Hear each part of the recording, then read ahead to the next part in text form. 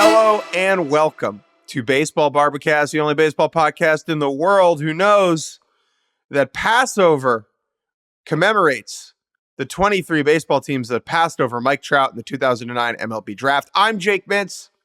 That's Jordan Shusterman. And it was actually like 20 teams because some teams have multiple picks.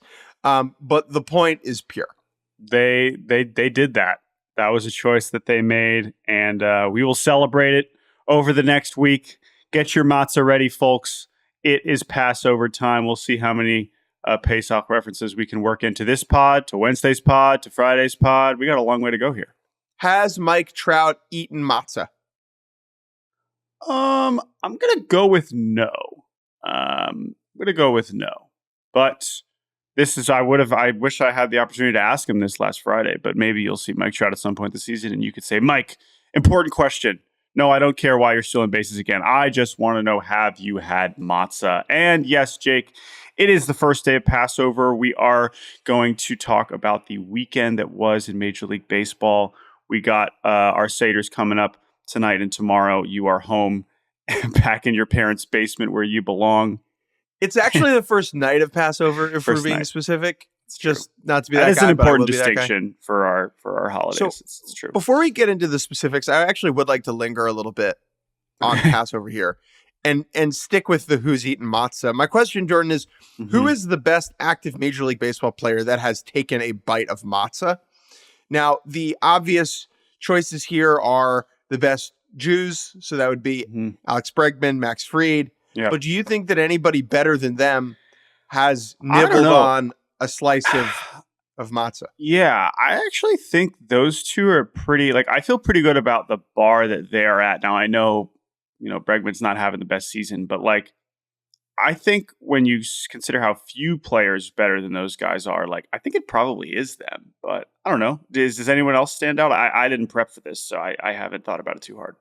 I don't think anybody actually has ever prepped for this. I think that Mookie Betts has had matzah.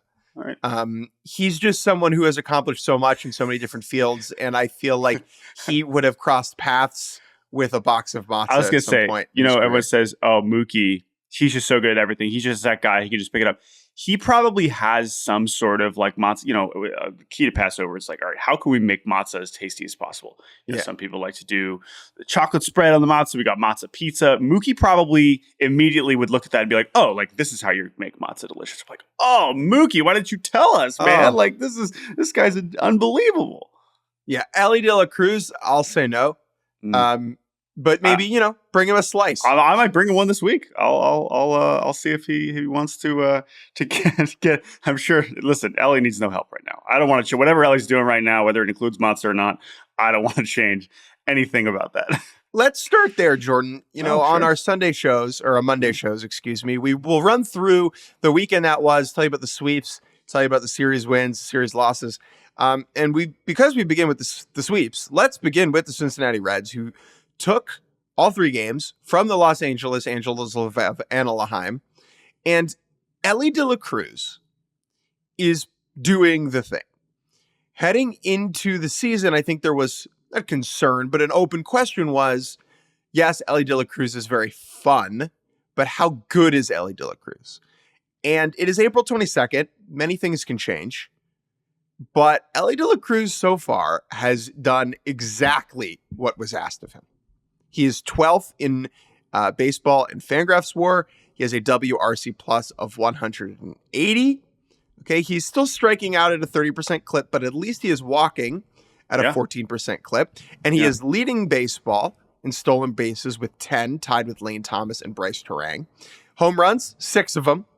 This is the Elly De La Cruz that we were shown glimpses of last season. He is hitting 359, 479, 846 since the eclipse.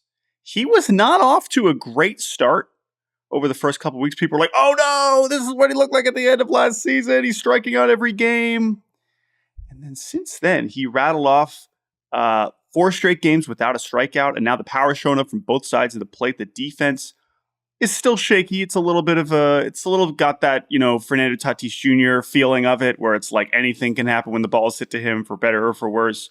But he's not obviously everything else makes up for it. The same thing you could say about the strikeouts. And yeah, man, he's figuring it out. And the really interesting thing that happened on Sunday, and I was at Friday's game, and I could talk a little bit about the Reds and the Angels in a second, but the really interesting thing that happened yesterday, Jake, is that Elly batted second. We saw a little bit of him at leadoff last year.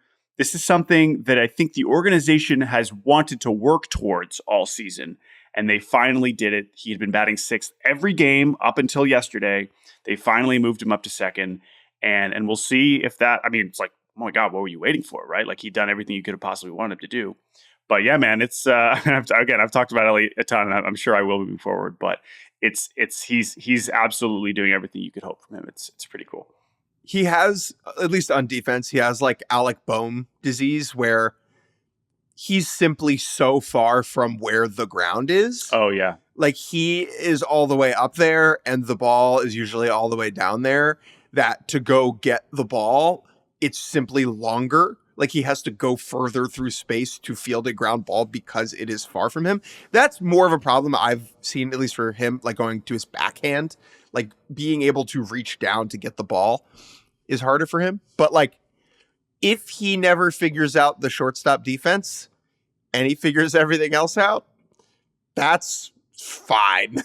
Like, Yeah, not a problem. yeah, at all. that's the thing there, and that's why right now, you're gonna roll with him there, and I think he can be a shortstop, and we'll see. They have plenty of other shortstops, coming up through their system, and they have McLean and Edwin Arroyo, whatever.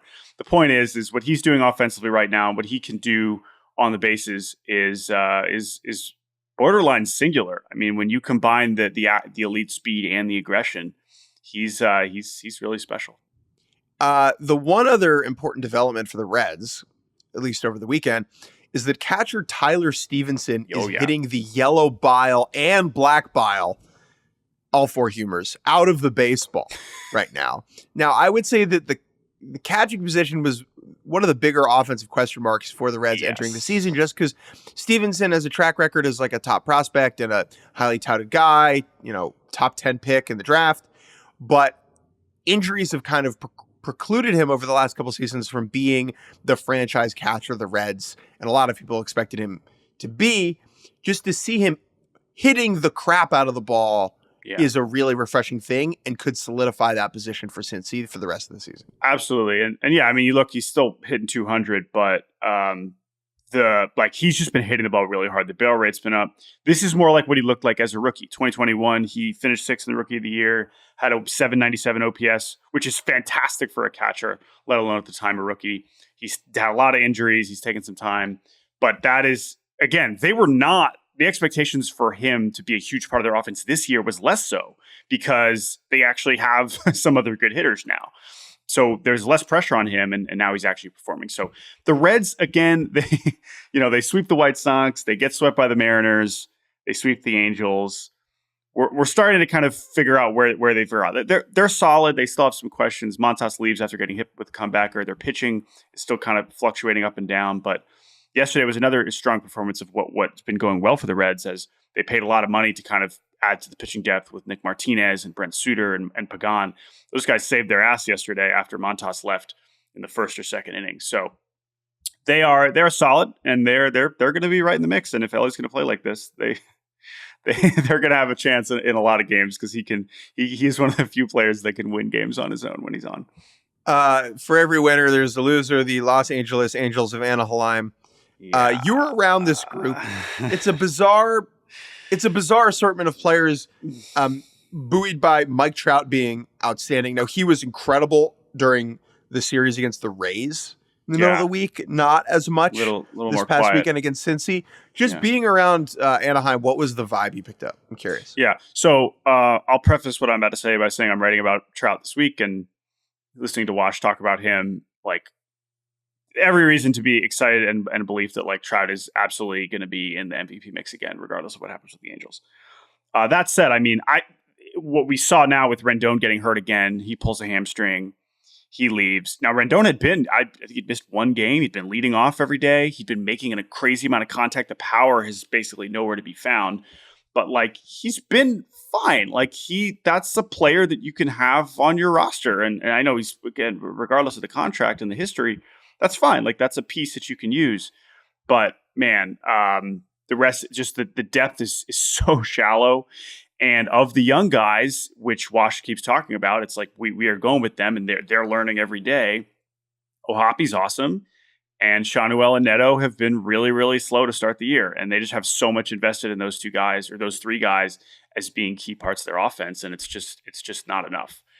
So that's really where they're at. Jose Soriano is now a sneaky, like, I can't believe he's starting. He looked fantastic yesterday, but it's just a thin roster. And we kind of knew that coming in, and they're not bad. Miguel Sano is like a legitimately good hitter and a good player for them, which is fun. But other than that, it's just not enough. It's just not enough.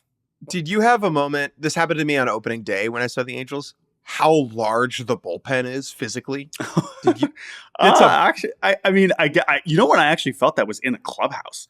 I mean, a lot of Estevez big dudes on that is team. Enormous. Luis Garcia is enormous, right? Cisnero, I guess now he started. Jose Suarez is he's a unit in a slightly different way. They got some Strickland units. Hunter Strickland is randomly on this team. He's pretty gigantic. So yeah, no, I guess you're kind of onto something. But they should be the Los Angeles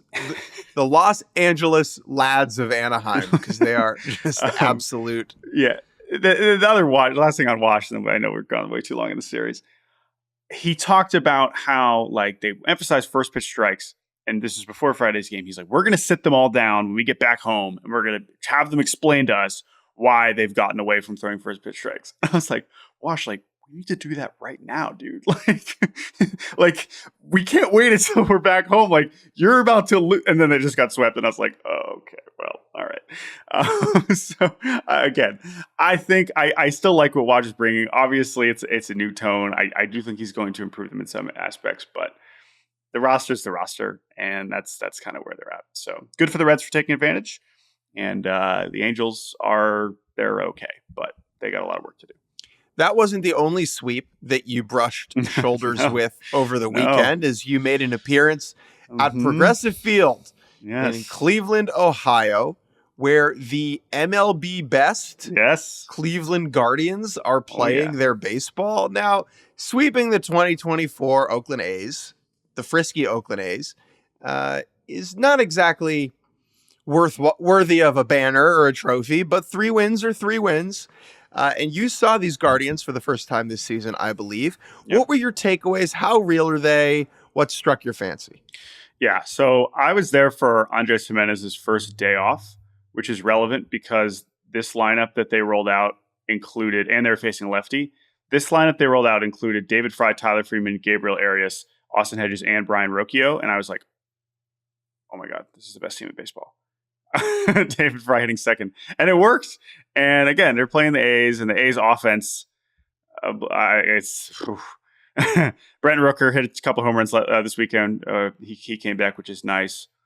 You know, the A's have some things to look forward to, but let's just focus on Cleveland here because they're 16-6. I mean, my takeaway so far is just they are very injured. They are not necessarily the team we expected them to be, but with Josh Naylor being one of the best hitters in baseball, Ramirez hasn't even gotten going yet. With Steven Kwan looking like rookie Steven Kwan, I saw him get 4 hits on a Saturday. And the bullpen's awesome. It's anonymous, but it's awesome. If they can get enough, and it's weird that now our biggest concern is the starting pitching. My biggest concern is still the bottom half of this lineup, but they are all in on Stephen Vogt. Like, Stephen Vogt is pressing all the right buttons. He has come right in perfectly, almost in that same sense as we've talked about with Skip, where it's like, and with even less experience, right? Skip actually had a little bit more time in the dugout and whatnot before he started managing, but it was like, damn, this guy was just playing. He comes right in. He gets it. He understands the tone he has to set. He understands the bullpen management. He has all of that. Coaching staff is great. So yeah, again, it's not shocking because this infrastructure here has been so strong. But yeah, I was impressed. I was impressed with them. Got it. You have a comment on here that says, "Do you know the A's bullpen catcher?" Right, and well, I looked it up. You. And I do now. It is Escogido legend Wilkin Castillo. Yes, but Jordan, do you know that the Rays bullpen catcher is Charlie Valerio, the other Escogido catching legend? This is such a specific. No, but again, it's just I was looking. You look at the coaching staffs because you know who the top few guys are, and you want to see who's on the staff that you're not thinking of. Who are some special assistants that might be around? Like I remember seeing Pedro Alvarez in the Brewers clubhouse a couple weeks ago. I was like, whoa, what Pedro Alvarez? What is he doing here? But yes, as someone who watches Lidome all the time, Wilkin Castillo, who is like the Johnny Bench of of Escogido. He was wearing a bucket hat and he had one of these. Have you ever seen like the tiny, tiny bat that you like break gloves in with? That's basically like a bat. Yeah. So he had that in his back pocket. He was wearing these like crazy, Jordans. He was just, everyone loves would have been sleeveless if not for the cold weather. Yeah, but he was wearing less than most people. He's just, wow, swaggiest bullpen catcher I've seen. So anyway, shouts out to Wilkin. All right, that's enough Ohio. Jake, let's get to the other sweep. Oh, we have 3 more sweeps. The Phillies taken 3. Wait, last week they only had 1 sweep, I believe. We have 3 more sweeps. The Phillies over the White Sox. White Sox got swept last week against the Reds. This time they go to Philadelphia and they get pantsed once again. I believe multiple no-hit bids into the 6th or 7th innings. The White Sox are now 3-18 with a -71 run differential. They are horrific. That was another thing that was just a regular point of topic at both in Cincinnati and Cleveland was, wow, the White Sox are so bad. It would just like come up as random other writers or coaches or whatever. so yeah, they stink. I didn't watch much of this. I know Zach Wheeler was awesome, and then they somehow made that game sort of interesting. But anything else from this game? I mean, the Phillies did what they needed to do. Yeah, so the Phillies, there is nothing that'll get you right like the Rockies and White Sox coming to town for series and then having an off day in between. I mean, you want to talk about things teams love for the vibes. Rockies in town, take 3. Easiest W6 of the year. Oh my God. And like not even a sweat broken. Yeah. This was very much TCing the business. Zach Wheeler looks phenomenal. He's been great. But the big development for the Phillies in the early going is that Spencer Turnbull has been one of their best pitchers, which has been important because before Arenado start on Sunday against the White Sox, he had been their shakiest starter. Yeah. He's, slow starter, whatever. But Turnbull's like created a very interesting scenario where Taijuan Walker is going to get back from injury in a second. And it's not like you can bounce Turnbull back to the bullpen. It sounds like they might though, because it's hard to believe. I know Turnbull, of course, is coming off more serious injury. His workload has been either non-existent or lesser in recent years. They could say we want to save him, but it's like, look, man, he's clearly one of your best starters. Maybe it's a situation where you move into the pen for a bit and then you eventually transition him back, more down the stretch. But I don't know. I agree. I mean, this is even after 2 Turnbull starts, I was like, they're going to have a decision to make here. I mean, if everyone stays healthy in that rotation, neither Turnbull nor Walker will start the playoff game because Christopher Sanchez would start the 4th game and Ranger would start the 3rd game. Now, things never really work to plan like that, but in some ways, that is what they're planning for. The offense, Trey Turner has been great, which is huge. They don't have to applaud him now. We should say, Whit Merrifield, after I dunked on him on Friday and said that he was the only qualified player in baseball without a hard hit ball, went out and hit a home run on Friday, I believe. Yes. At just over the hard hit line. He hit it 95.3 miles an hour. If he had hit a home run at 94.9, I would have laughed so hard. That's very hard to do, to hit a home run. That's not a hard hit ball. It's doable. So Whit Merrifield off the goose egg hard hit ball train. That's very good for him. Johan Rojas looked a little bit better over the weekend, getting on base, getting some more base hits, still not really walking at all. And then Brandon Marsh has just been a fascinating hitter to watch this year. He's striking out at just a preposterous rate, but his at-bats, especially against righties, just look really good. And I've just been impressed with him, and I'm curious to see when they kind of let him play every day. Phillies are good.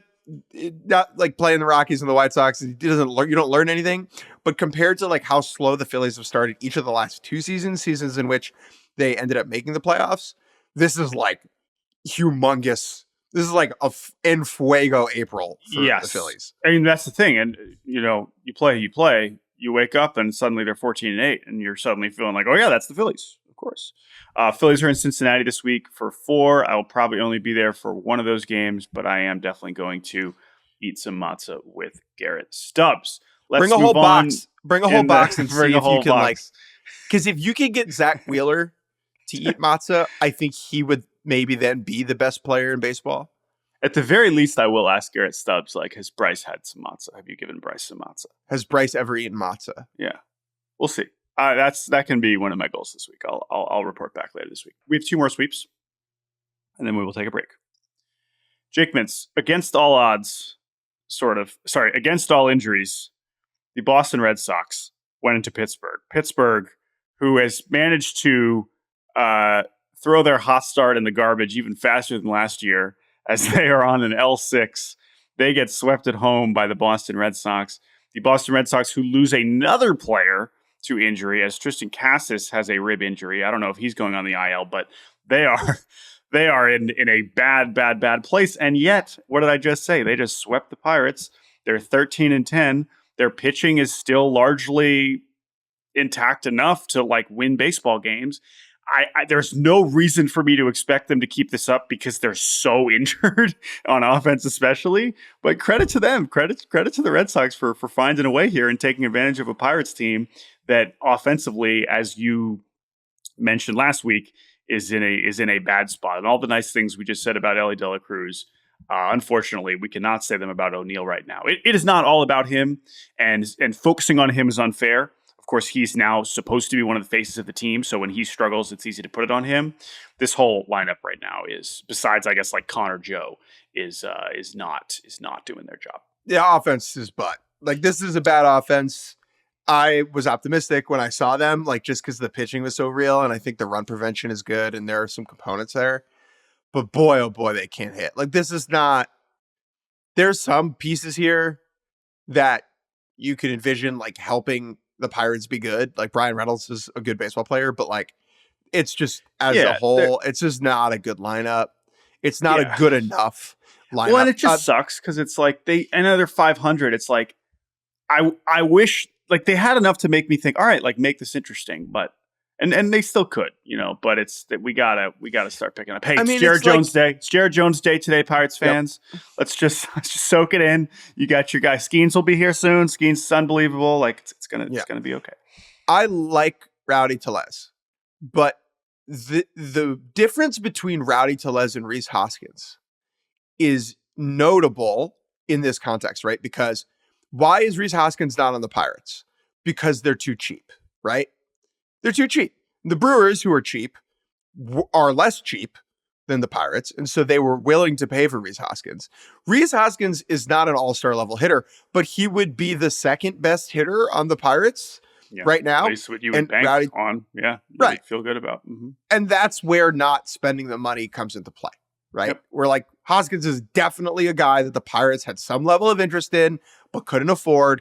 And now it's not like he would have made the offense good single-handedly, right? But afford, you know what I mean by afford. Yeah. Quickly on the Red Sox, the lineups that the Red Sox are rolling out right now are like the lineups that you see tweeted when like a team gets good, and it's like looking back at like, oh my God, remember that lineup when this guy was hitting fourth?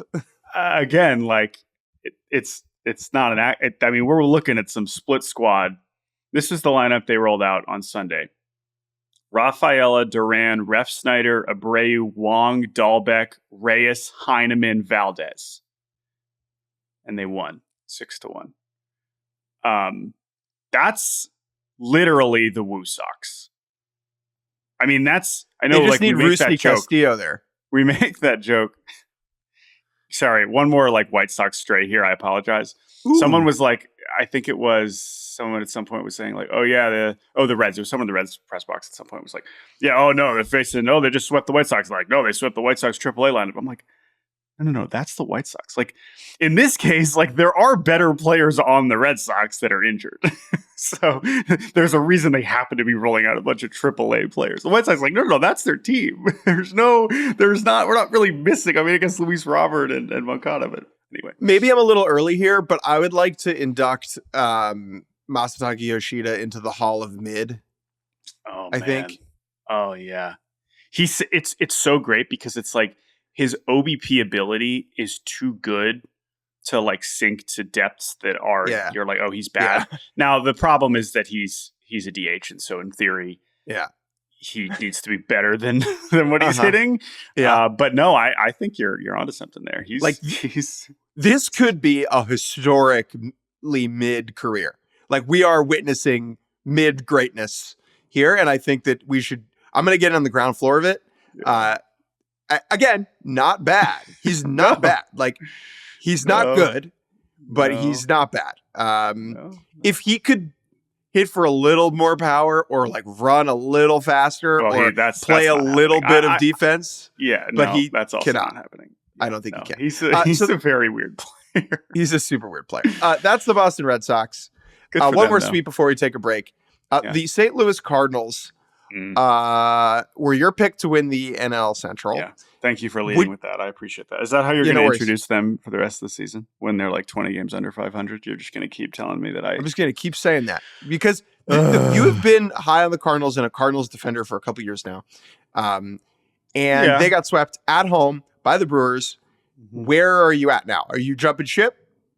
Would you pick another team in the NL Central today if I gave you the opportunity? So part of the reason why I keep saying no is that like it's because I don't want to pick between the other ones as much as I do want to pick the Cardinals, because I still don't know what I'm looking at between the Brewers and Cubs. But of course, from a strictly confidence standpoint, you have to feel better about those two teams.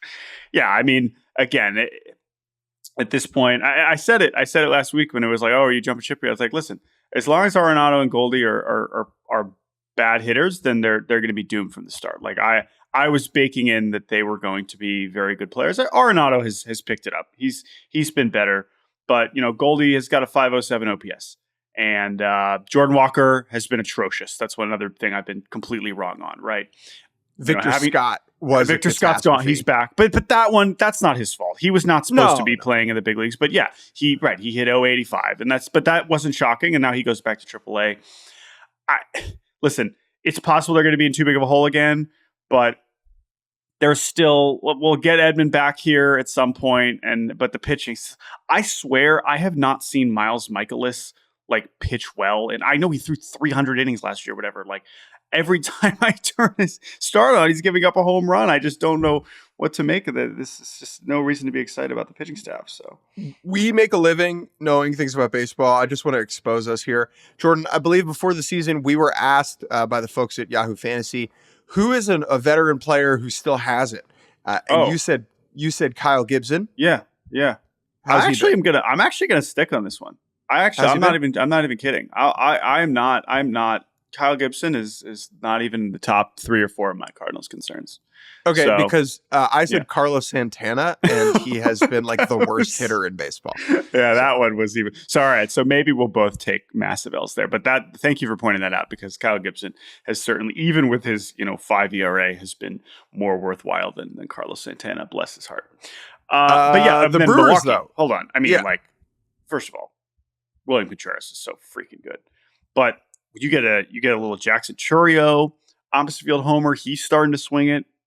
You got a Reese homer. Bryce Terang is hitting against righties, which is great. That's the one that I did not expect. Like, yes. I assumed that their second baseman Bryce Terang was just going to be like, essentially, he was going to be like a Colton Wong type, where it's like great defense, not a lot of pop, put the ball in play, can go on the bases, whatever. Like he hits 7th for you, and like he's just not an interesting offensive player. He's really added a lot to his game this year, where he's a lot more dynamic than he'd been in the past. I mean, again, they're perfectly platooning him. He's only received 6 plate appearances against left-handed pitching, and he's 0 for 6 in those 6 plate appearances. But he's got a 968 OPS against right-handers, which is like this is what Tampa has done so well, is just like perfectly maximizing your players in a way. And he's got 10 steals and hasn't been caught, right? So he's leveling up in a really impressive way, which just makes their whole lineup, not to mention Blake Perkins is just that's a whole other wild, thing. But credit to them that he's a guy that's stepped up in a way that, Sal Frelick hasn't necessarily, really gotten going offensively. He's hitting, but not necessarily for power yet. So it's a solid team. I'm still looking at this pitching staff and saying, how in the hell is this working? And that was what was so disappointing when you watch the Cardinals this weekend. Is it's like, man, like, score some runs against some of these arms, but the Brewers are proving a lot so far. They're solid. I understand it's early, but the Cardinals are already 6 games back at the Brewers, and like that's a decent amount of games. Like 6 games it's more than 5. So keep an eye on that. Than 4. And more than 4. Let's take a quick break, and when we return, we'll fly through the rest of the series that were not sweeps. And welcome back to Baseball Barbacast. Jake Mintz, Jordan Shusterman. I'm not the only famous person in Washington, D.C. right now, Jordan, because over the weekend, the 2019 Nats had a bit of a reunion at the Yard. That's right. The world champion Nationals from 2019 did their 5-year anniversary celebration, correctly timed for the Astros coming into town, who the Nats beat in that World Series.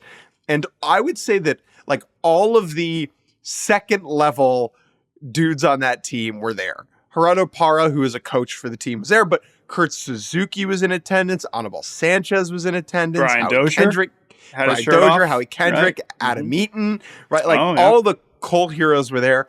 And then none of the, I guess Patrick Corbin is still on the team, but like none of Scherzer, obviously, Soto not there. But Trey they had Turner, them, Rendon. I believe a bunch of them like recorded videos that they played. I didn't see like the specific, but I did see that like there was video of Anthony Rendon being like, "Hey, Nats fans, remember me? Like I used to be awesome. Don't ask where I'm at now, but I was so good in 2019," which is true. Anthony Rendon 2019, one of the great full seasons, regular season plus postseason that we've had in the 21st century. Amazing. He was amazing. But yeah, no, I mean, again, we've talked about it a million times. It means a little bit more to us because we grew up in the area and we understand where the Nats started and where they ended up. And my family's Nats fans, but it was cool. That team never got the shine that it earned because they won in 2019, and then the year after you win is supposed to be like the victory lap where you wear the gold trim and you eat rings and attendance is up and like you're the talk of the town. Because of COVID, right? That never happens. And so I know that Rendon was left after that season, whatever, but like the 2019 Nats never got the victory lap. And so I mean, they got the parade, but not the next year where it's like, we're the team, right? Yeah, exactly. They never got that. And so all these like little celebrations do have like an extra level of coolness to them. And I know that whenever everyone's done, right? Whenever Soto he'll be the last one. Okay. He'll be the last 2019 National to hang him up. Almost certainly. I feel pretty good about that. Whenever that time comes in, 2040 or whatever, when they do 2039, when they do like the 20-year anniversary, it's going to be so cool to have everybody there. The one notable thing is, I guess Steven Strasburg was not there.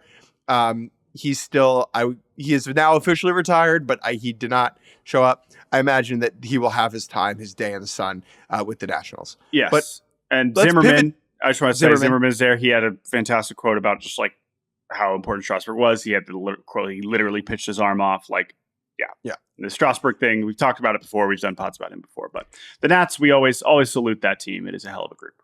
And the pesky 2024 Nationals made it worth it. Beating the Astros once again. Doing what the 2019 Nationals could not do. Beating the Houston Astros in Washington, D.C. At home. Okay. Wow. I didn't know. Victor Robles is somehow still there. I know. he's like, whoa, look at us. Wow. So Verlander comes back on Friday. The Astros win that game. But then Saturday, oh my gosh. The Astros go with, I believe they go with Presley for the save on Saturday. And that doesn't go well. The Astros bullpen right now is because so Blanco pitches, and Blanco was good. He gives up the homer to Abrams, but he still goes 6 innings.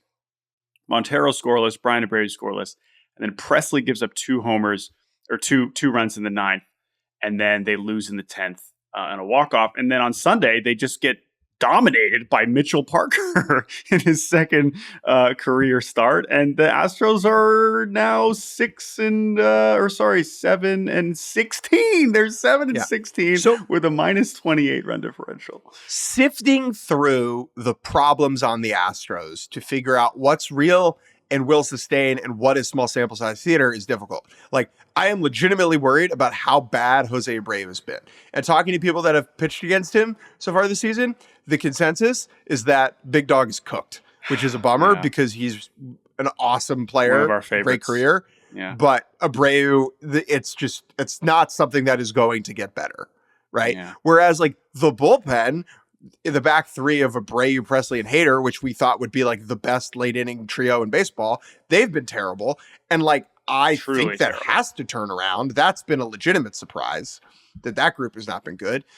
I still would pick the Astros to win the division. Call me nutso, but I'm getting less and less confident every single day. I'm certainly now. Remember, I picked the Astros to be in the World Series or win the World Series. Terrible. But I still picked the Mariners to win the division. Which is maybe an unhinged prediction because I mean, I think I said that the Mariners would win barely, and then the Astros would beat them in the CS or whatever. The Astros bullpen right now has the third worst ERA of any team. Do you know who is worst? This is interesting.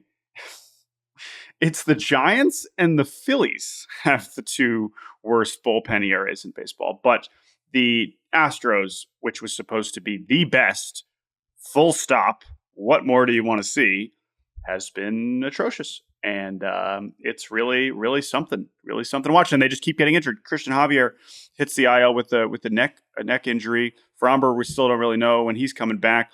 Nice to have Verlander back, but I mean, man, they are searching for innings. And this is okay. Like you could say, I just want to quickly check their playoff probability because it's like, yeah, I want to say, oh, the Astros will still win the division, but it has to have dropped significantly. Yeah. So I'm going to look at that and then we can move on. The Astros and Red Sox should come together. I mean, they've got enough for like one good team compared with all the injuries they've had. So I'm just looking at this. To win the division, the Astros, according to Fangraphs, started the season at about around 60%, and it has dropped to 35%. So it's not like it doesn't say doomed, but and again, it helps that the top of this division is still not great. But man, oh man, they are going to have to like get hot. This isn't a matter of surviving. Like you got to start playing really good baseball. It's a bad start. There's no two ways around that. Yeah. Quickly. CJ Abrams is amazing. He is figuring it out. He is 23 years old. He is a wonderful reminder that our baseball watching minds have been warped and ruined by the accomplishments of guys like Juan Soto and Ronald Acuna Jr. and Corbin Carroll and Julio Rodriguez. Top prospects do not always come up and dominate right away. Certain skill sets need time to cook, to develop, to adjust to the big leagues. And Abrams, who came up, I believe, at 21 for the Nats after being traded over from the Padres, struggled. Like he had real flaws in his offensive game and still has flaws in his defensive game. And it was easy to not forget about him, but almost disregard him as someone who is not elite on the same level as the Bobby Witts and the Corbin Carrolls and the Gunnar Hendersons. But so far this season, at least from an offensive perspective, he has been that. He has been just as good as any of those guys. And there's still a lot of things to work on with the glove at shortstop. I'm still skeptical that he can be a big league, like elite defensive shortstop. There's an argument that you just put him in center and let him go run balls down. Eventually, if it doesn't get any better. But boy, oh boy, has this guy made huge strides at the plate and deserves a lot of credit. And like that, CJ Abrams becoming like a 4-win, 5-win player makes me feel so much better about like the 2026 Washington Nationals. It's a huge deal, I think. And because of where they're at, they should absolutely let him play shortstop for as long as he can, right? Let him figure it out. Let him get him the right coaches and let it happen because you'll take all of that as long as he's doing that. So He's been tremendous and their pitching has been, besides Corbin, who continues to be just shockingly horrible. Trevor Williams, solid. Jake Irvin looks great. Mitchell Parker looks like he's getting Gore's been good. So we'll see how injured Josiah Gray is. But Nats are, we kind of said this last year even, but that's not necessarily a team you're going to walk all over. Davey Martinez gets the boys ready to play. All right. Davey Martinez gets the guys going. But Abrams is different because that's what they've just offensively since they traded Soto. They have not had anybody that scares you at all. Now Abrams is actually the opportunity to do that. Let's fly through some of these. The Orioles taking 2 out of 3 from the Kansas City Royals. Royals beating down the O's on Friday before Baltimore taking the last 2. Saturday was the much hyped pitching duel between Corbin Burns and Cole Reagans. I believe that the final score was 9-7. Yeah. I mean, the Royals were coming back there. They made it interesting. After winning that game, the Orioles had a big lead. Royals were coming back. Couldn't quite get there. And then Orioles kind of stomped them on Sunday. Who pitched for Baltimore on Sunday? Sunday was Cole Irvin. Cole Irvin. Best start of his Orioles career. I believe he went 6 2/3. Looked really good. And then Colton Cowser and Jordan Westberg have both been just unbelievable. And so, go ahead. We've mentioned Cowser already, right? But I don't think he's technically qualified yet in terms of plate appearances. Jordan Westberg, who is a qualified hitter, is 7th very in OPS. Qualified. He's very qualified. He's qualified. That's true. He's clearly qualified to be there. But like as far as minimum number of plate appearances being on the leaderboards, he's 7th in OPS right now, behind right behind Juan Soto and CJ Abrams and Elly De La Cruz. And it's a good reminder of why the Orioles have been the number one system in baseball, and we had them at 1 in our young talent rankings. Is it's not just Holiday, Henderson, Rushman. The second level of offensive talent they have is capable of getting to the big leagues and doing what Westbrook has done. And guess what? It might not be the second level. Like Jordan Westberg might be the first level. We don't know yet. There is a legitimate chance. Yeah. Right? Like we could talk about Jackson Holiday briefly. Just quickly, he's been horrible at the plate. The rest of the Orioles lineup has been so good that they're just letting him take his lumps and figuring things out at the big league level. He's been playing good defense, good defense at second base, so it's fine. I'm a little worried. I think maybe if it keeps going, they'll send him back to AAA to figure some things out. I think I would have said this before he came up. It is totally within the realm of possibility that Jordan Westberg has a better career than Jackson Holiday, right? Like every team would rather have Jackson Holiday than Jordan Westberg. But when we talk about prospects and young players, that gap is usually smaller than you think. And so the Orioles are, as an organization, are just giving themselves a really good opportunity to have guys succeed at the big league level. And it's a reminder of how valuable it is to see someone already succeed at the major league level the way we did with Westberg last year. The amount of confidence that gives you. You don't know anything until you actually see it over a sample at the highest level. I don't know how many prospects we need to see torch every level of the minors. And then when they suck in the big leagues, it's like, oh no, what happened? It's like, well, guess what? Because it's a lot harder in the major leagues. Let's move on to the New York Yankees, who took 2 of 3 over the Tampa Bay Rays. Of course, we had the John Sterling celebration over the weekend. I guess Saturday was the game that they ended up losing in extra innings against Tampa. But they are, Juan Soto. The thing with Juan Soto right now is he's elevating the baseball, Jake. Launch angle is not a simple thing that you can just point to and say, hey, when it is, you can see it on anyone's Savant page. When you see, he's actually elevating the ball more, when your plate discipline is already the best in the world, that is a huge deal. Right. Some guys is okay. I'm going to start lifting the ball more, and it doesn't actually lead to more production because you're not that good of a hitter and you're not actually lifting or pulling more fly balls. If Juan Soto is actually finding a way to elevate the baseball more, he's going to have one of, if not the best season of his career. This has gone exactly how it was supposed to go. This is why the Yankees gave up what they gave up to go get Juan Soto, even if just for a year. This has been unbelievable. I mean, I think it's been very believable. Yes. To me, this is exactly what I pictured. Yeah, it's believable. He has just electrified the place, right? Yeah. Juan Soto at bats have always been must-see TV, but to throw that thing in pinstripes just elevates the entire experience. And we joke about Yankee dumb, like that world. It does just mean more to see him doing it in the pins. Like it elevates the whole thing. And then booing Judge and is so funny. I think the booing Judge is whatever. We've had enough boo discourse on here, but it is something where it's like they're like, we want to see the 2 best hitters in the world do it at the same time. Like, come on, we want to see it already. It's like you will at some point. Not there yet. It's fine. Juan Soto is automatic, though. That's the other thing about him, right? Yeah. Like, in the way that because he doesn't really strike out, like when Juan Soto is bad, he's like ripping grounders to second base. Yeah, or like popping out in foul territory to the third baseman. Right. when he's really Judge, bad. when he doesn't look bad. Like sometimes the numbers are slowed down because he's hitting balls to the wrong people or whatever. Judge is like swinging through stuff, right? Yeah. But Soto, it's like, oh, he's even though he's a Yankee, he's still my favorite, man. He's one other thing from the series. Richie Palacios, friend of the show, Brooklyn born, Brooklyn raised, played his first game in New York. Yeah. So he was with the Guardians and then the Cardinals and had never played a big league game in New York, where he's from.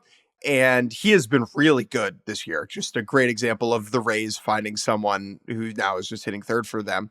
And in his first game at Yankee Stadium, he homered and I think had a double. And it was just watching the home run. I don't know if you watched it, Jordan, but him rounding the bases, very rarely do you see the like, look at what it means to it that you hear in like English soccer. Or just like, that they can tell how cool it is they're doing. Yeah. You could see Richie Palacios not going to hide anything. Yeah. You could see but it wasn't in like a overt way. You could just see like his childhood flashing before his eyes as he rounded the bases in Yankee Stadium after going yard. It's so sick. It's so cool.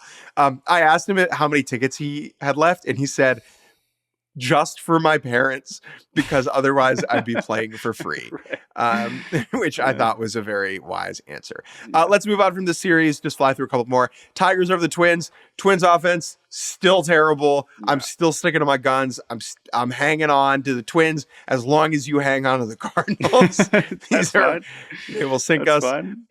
I think that feels like the Twins and Tigers have played 100 games against each other already. It does. The one thing about this series I just wanted to mention is Casey Mize. I know the Twins lineup has been bad. 6 scoreless from Casey Mize. I don't think Casey Mize is someone we really talked or thought about enough coming into the season as far as that Tigers rotation. I mean, whatever. He's the number 1 pick, and like when he's on, he's very fun to watch. And so that's just something. Again, I know I'm lower on the Tigers than you are, but because it's more about the offense, that's one where that could really be a huge deal to have him back and looking at full strength. Mets taking 2 out of 3 from the Dodgers in Los Angeles before getting sent into the nether worlds by LA on Sunday in a blowout. But the Mets, they're so interesting right now. Reed Garrett, baby. Now, again, it sucks because it's like you talked to us on Saturday night and it's like, oh my God, the Mets. Sunday, they get their ass kicked. Francisco Alvarez is now out. Surgery on his thumb, which is just devastating for not just because he's been, of course, one of their better hitters, but like he was such of what we were excited about the future of the Mets and what we're looking forward to. It's not as serious as, Ronnie Mauricio blowing out his leg and not playing the whole season, but like that's someone that as we're thinking about what the best version of this Mets team looks like, it sucks that he's now going to be out. Still looking at this pitching staff and saying, how in the world are they doing it? We sort of saw the bad side of that on Sunday. But yeah, let me be clear. They're fun. Let me be clear. I was the queen of the Buto hive, of the Jose Buto train. I've been driving that train, and he's been great. The other thing I want to mention, Starling Marte. What a ball player, man. He's fun. Healthy Marte is he's a great, what a difference between healthy and hurt. As you can say this about a lot of players, but like Marte not at 100% is a pretty tough watch. And maybe he is still dealing with some stuff now, but like he is one hell of an athlete and just a fun baseball player to watch. On the Dodgers, Ohtani breaks Hideki Matsui's record for most homers by a Japanese-born player in the big leagues. Very cool to see that. He had been sort of scuffling. And yeah, I mean, I would say that the 2 other takeaways for the Dodgers this weekend, other than that, they avoided falling to 500 if they had lost that Sunday game, is Glass now with just a ridiculous angry, we like to call them angry wins when really good teams lose a couple games in a row and they're like, oh, we ain't messing around this last one. Glass now only his 3rd outing of 8 innings of his career. One of the best starts of his big league career, 8 innings, 7 hits, no walks, 10 strikeouts. And then the other thing to watch here, because we've talked about how terrible their offense, they're at the bottom of their lineup and their outfield has been, is Andy Pages. That is a prospect that they've kind of had lurking. He's, we've seen him kind of pop onto some top 100 prospect lists, but never quite, in the inner circle. He's already provided a jolt here. Now, it's probably going to come with a lot of strikeouts. It's going to kind of be in that Teoscar Hernandez mold, but that's still some life and some power at the bottom of the lineup that they just desperately need right now. And I think that they called him up at the right time, and I think he'll definitely help them. I'll be seeing them on Wednesday and Thursday here in DC. The Blue Jays taking 2 out of 3 from the Padres in San Diego. Jordan, I'm going to just read the top 5 Blue Jays in Fangraphs WAR from 5 to 1. Okay. Kevin Biggio, Ernie Clement, Justin Turner, Isaiah Kiner-Falefa, and Dalton Varsho. Dalton Varsho is turning it on. And I am glad I kept my Varsho stock, because it was not the prettiest introduction to the Toronto Blue Jays fan base last year. It was like, okay, so this guy's just like an awesome outfield defender. We already have one of those in Kevin Kiermaier. No, he can be a very good hitter. It's in there. And he's really started to find that, which has been really cool. And he's still just marvelous defensively in the outfield. So certainly one of my favorite players. Really cool to see that for them so far. And that's a big series win. There's still, again, for the Blue Jays, you still watch them and it's like, come on, like go win 8 of 10. Go, kick some team's ass. And they can't get on that hot streak quite yet. I'm a little concerned how bad Bo has looked, to be honest. This is kind of a stretch we have not really seen from him. But yeah, they're solid, and that's a good. Barrios looked awesome again. So he's right now, he's AL Cy Young. I mean, he's been outstanding. Mariners over the Rockies, taking 2 out of 3. Weird series. There was a snow out, and then the Jacob Stallings play. I just want to briefly just touch about this. 0-0 game, bottom 9. Friend of the show, Ryan Stanek's on the mound, and Rockies backup catcher Jacob Stallings rips one to deep left. Looks like it's going to be a walk-off home run.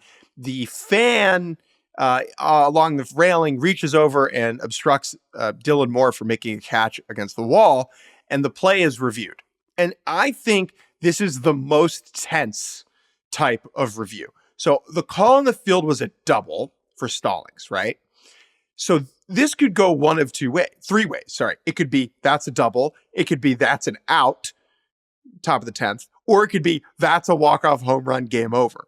And just like the difference between those two things, and they all looked like distinct possibilities, right? Like that play could have been called a home run, and it could have been called an out. It was because called an out. Because of fan interference, to be clear. Because of fan interference. It was called an out with the idea that that Dylan Moore would have caught the ball if the fan had not interfered with it, aka the Jeffrey Meyer play. It was like a hilarious review because of the wide swath of what could have gone down. Rockies go on to win that in extras anyway. Mariners bounce back to win the series.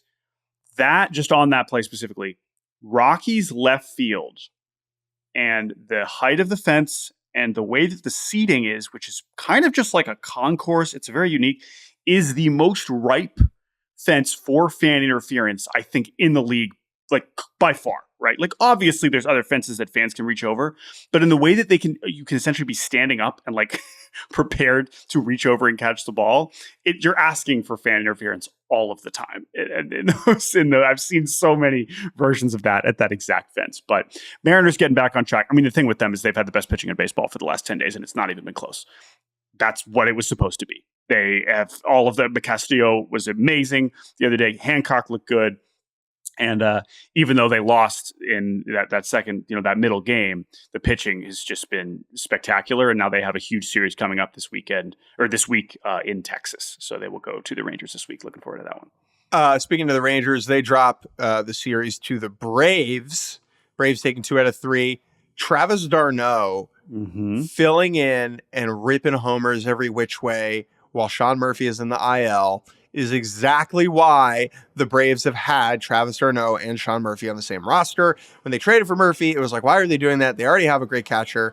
Well, why have one when you can have two? Catchers get hurt all the time. And so if you have one waiting in the wings that can step in and provide offense, that's a big, big deal. d'Arnaud has been amazing last couple of weeks. In the last week. The other thing that's going on with them that we do need to talk about is Marcell Ozuna has been the best hitter basically the best hitter in baseball. He has 9 home runs. That is leading the league. He has a 201 WRC+.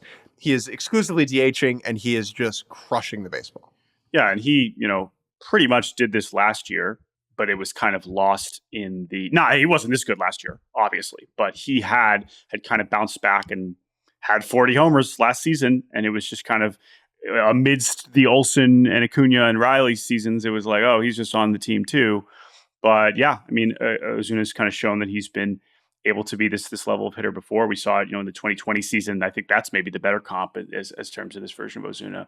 Listen, obviously, this is not someone that we are going to ever be especially excited to be cheering for. Is someone who has, multiple extremely disappointing and troubling off-field issues, whether it's DUI, he had a domestic violence suspension.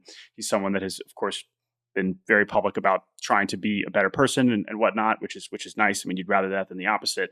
But it's, obviously, I totally understand there are going to be a lot of people that are not going to want to root for this person, and that is completely understandable, whether they're Braves fans or not. I believe he's a free agent at the end of the year. Oh my gosh, is that'll be just an interesting dynamic to see what a player team like option. him gets. $16 million team option, which you could have. If it keeps hitting like this, he will probably be back on the Braves in 2025. But fair point. Two more series that were splits: Marlins and Cubs. Kind of a weird one there. Rain out on Thursday, meant a doubleheader on Saturday, I believe. The main thing here, like the Marlins taking 2 is good for them, but they're still bad. Roddery Munoz with his pitched really well in his MLB debut on Saturday. Adbert Alzolay, who was the Cubs closer last season and was really good, has blown 4 of 7 save chances so far this year. He got bumped to the 8th inning role through a scoreless frame in the Sunday game in a loss, I believe. That's just one area of concern. Now, the Cubs have enough other arms in the bullpen between Hector Neris, Mark Leiter Jr., where they can, patch it together, but they got to get Adbert right. When he's cruising in the 9th, he's awesome.